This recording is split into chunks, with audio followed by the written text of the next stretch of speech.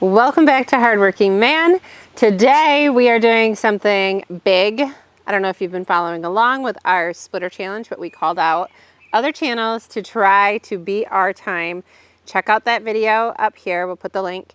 And it's just been a fun thing. We just want to get other channels involved. And what are the parameters here that they got to do? There's not a whole lot of rules to it. It's mostly to have fun, other channels to compete. And so Rachel and I went out, we did a third of a cord on our all wood with the 8-way, and we did it in 6 minutes and 19 seconds, I believe. We crowned ourselves champions. Rachel drank from the trophy. Right. And we said, you know what? If any channels out there can beat our time, I'll shave my mullet, this beautiful thing. And we were beat. 765 guys beat us by a few seconds. I will say they had some ugly splits in their pile, but they got it done. Jenin. And so the mullet's going to be gone for a while. Guys, your ladies are safe for now.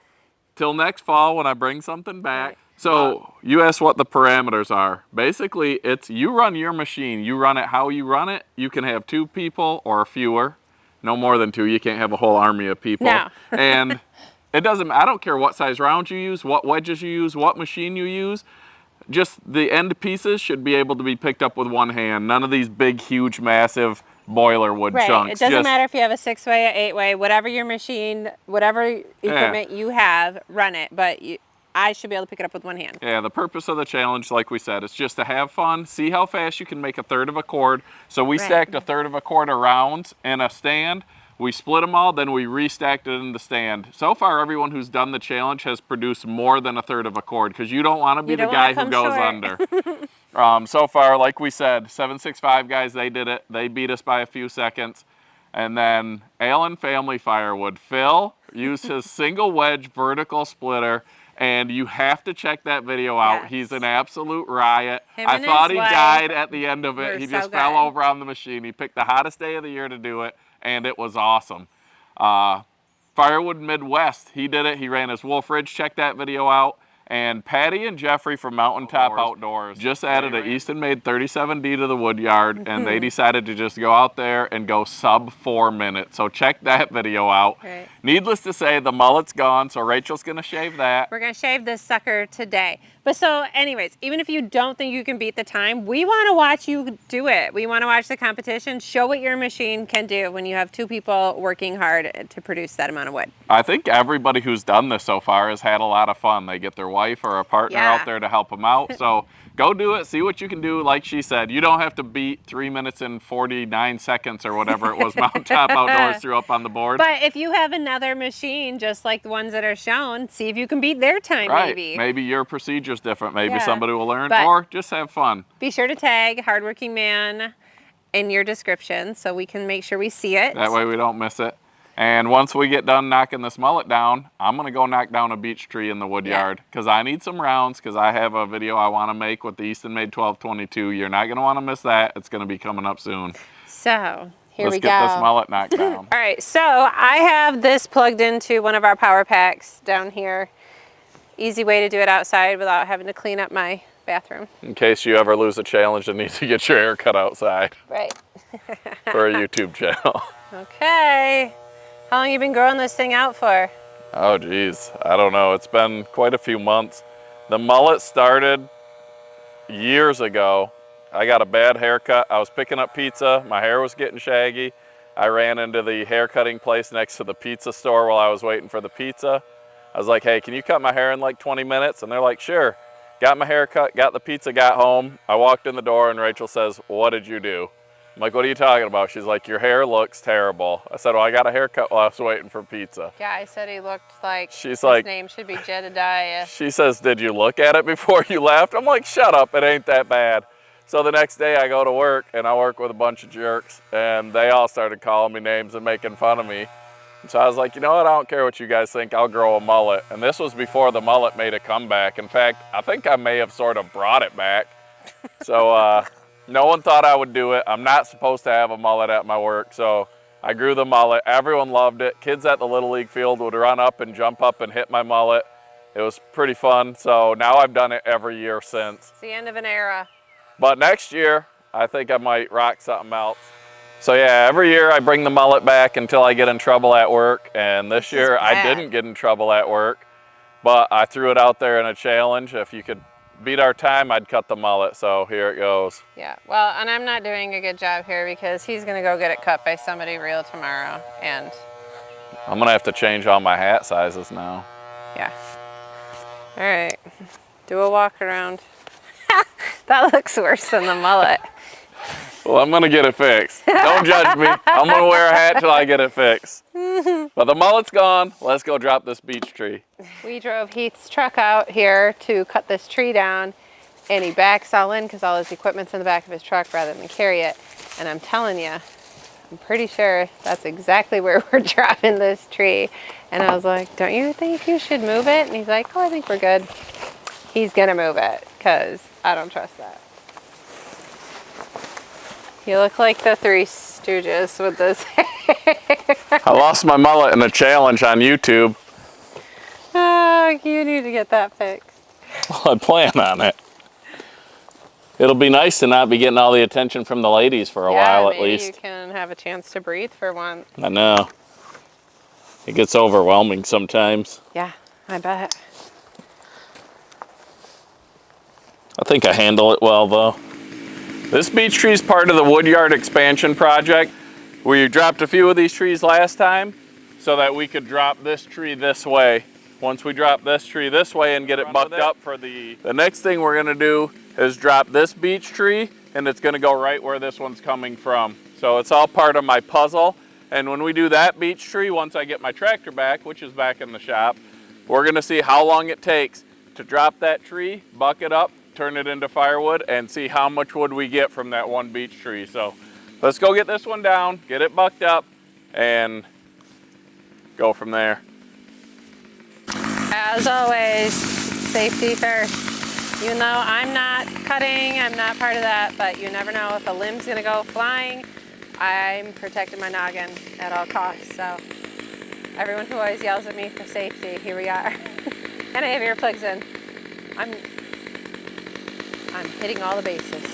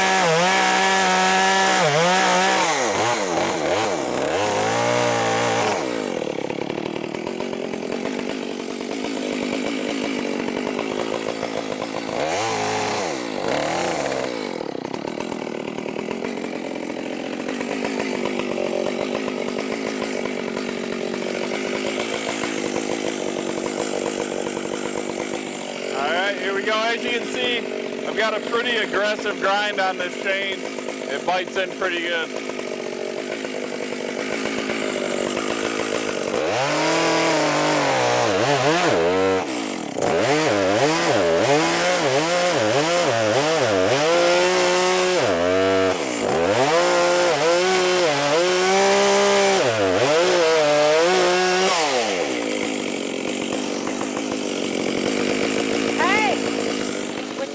Going that way? Well, no, because I thought this tree was leaning that way, but it just sat back on my saw. That didn't work. I thought for sure this tree was leaning that way. I didn't get my wedge in time, and it sat back on my saw. Apparently the mullet getting cut took my tree dropping power.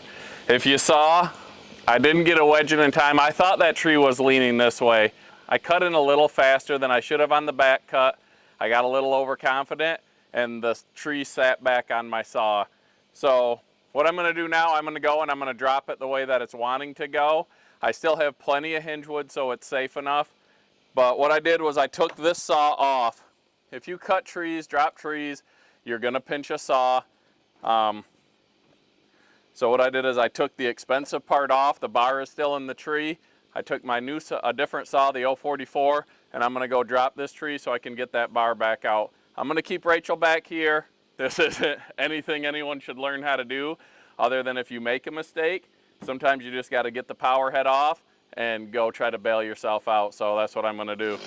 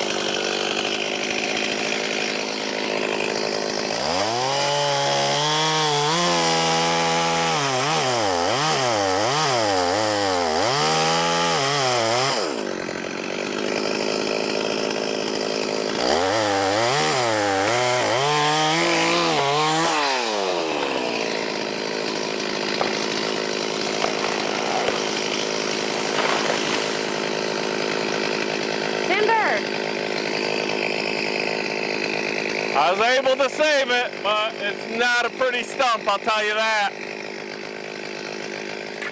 Okay, you can see what I did here. I got overconfident, which is never a good thing when cutting trees. I knew this birch tree was solid when I cut into it. I put my wedge here. I felt it was leaning that way. I was pretty confident in it, and I was wrong. I started my back cut. I went too quick, and as soon as I saw it closing, it was too late. I didn't get a wedge in there. I really didn't think I was gonna need one. So what I did is I took the power head off, like I mentioned, to save the expensive part of the saw. And then I came in and I put a new notch and a new back cut and dropped the tree that way so that I could get it down. Now, without my tractor here, I'm gonna buck up what I can, and then I'll probably tow it out of here with my truck to pull it out. So the two saws I have out here are the big Makita and the 044. So I'm gonna use the 044 and limb this real quick and then pull the Makita out to buck it up.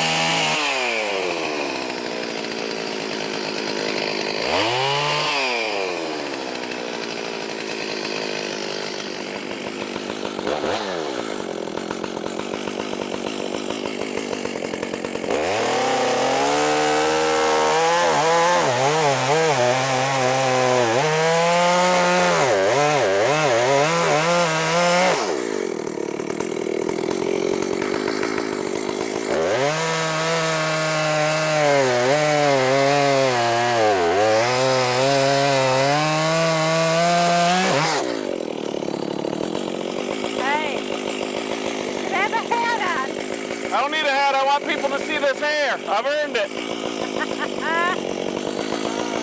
Man.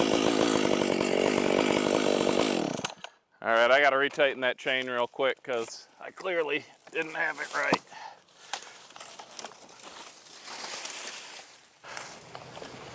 This is where I'd love to have the tractor just to pick this log up and bucket that way, so much easier. And I don't even have my woodchuck timber jack here, so I'm just going to have to work it along the ground.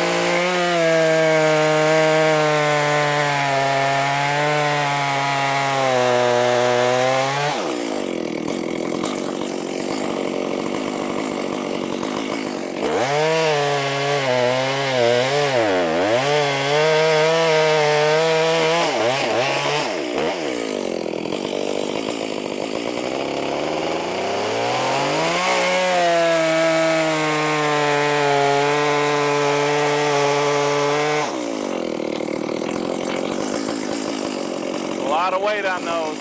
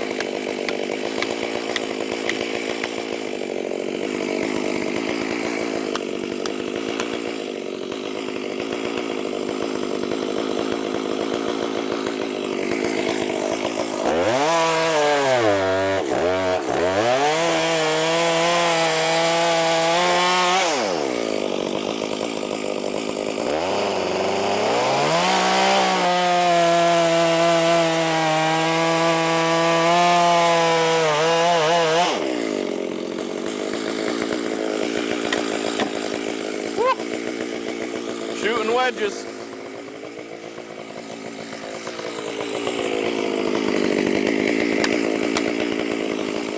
Definitely not my finest day of cutting, but I got a bunch of blocks made already while Rachel was getting the new battery pack. I'm going to try to use this hookaroon to roll this log back so I can get to the bottom side of these cuts and finish this off, and then we'll haul it out of here probably tomorrow.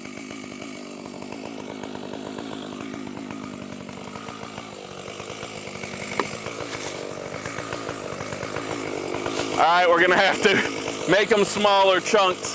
This thing's heavy.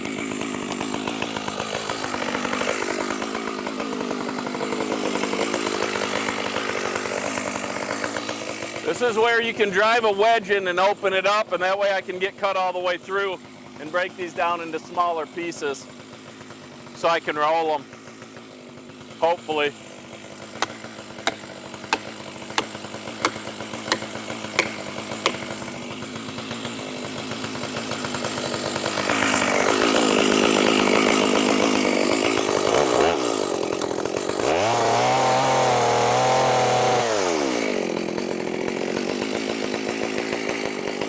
See if I can roll that now.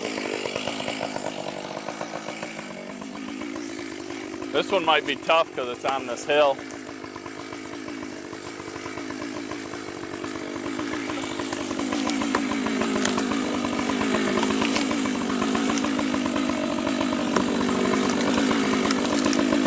There we go.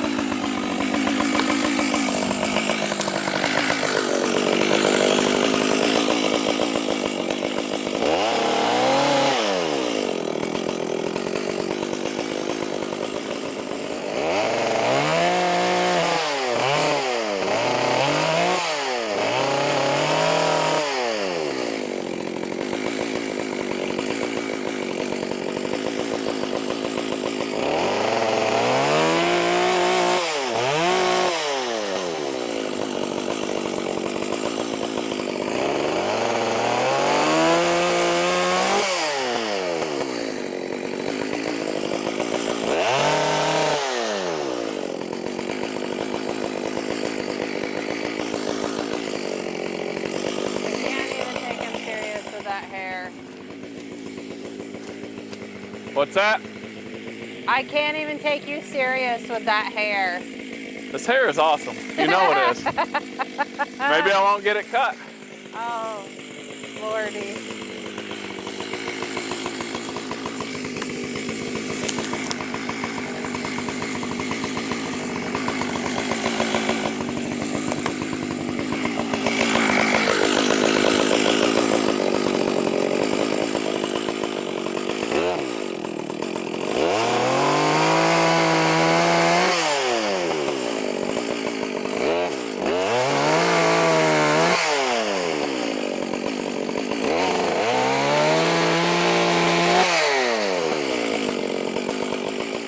Okay, we've got 22 blocks here of beech. It'll be perfect for the test I want to run. It gives us 11 pieces per test.